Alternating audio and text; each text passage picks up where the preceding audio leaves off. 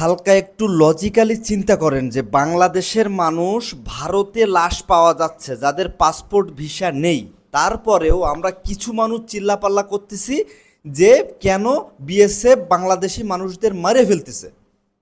ভাই, চোরাচালান করতে যাইয়ে তারা মারা খাইছে। মারা খাওয়ার পরে এখন কি এই নিয়ে সরকার ঝামেলা করবে? বিভিন্ন মানুষ কমেন্টস করতেছে যে বাংলাদেশ সরকার কেন এটার প্রতিবাদ করতেছে না। ভাই, একটা দেশের মানুষকে মাইরে ফেললে কেন প্রতিবাদ করবে না? কিন্তু তার আগে তো চিন্তা করতে হবে যে বাংলাদেশি লাশ আমরা ভারত থেকে আনতেছি কেন? যদি ওই লাশটা বাংলাদেশে থাকতো, যে বাংলাদেশে থাকা অবস্থাতে গুলি করছে, বাংলাদেশে মরছে, তখন যুদ্ধ করা যায় যে এটা এটা ভুল, এটা ভুল। কিন্তু আপনারা যখন দেখতেছেন যে ভারত থেকে লাশ আনা হচ্ছে যাদের পাসপোর্ট ভিসা নাই, তারপরেও একবার তো ভাবা উচিত যে হয়তো কোনো অপরাধ আছে।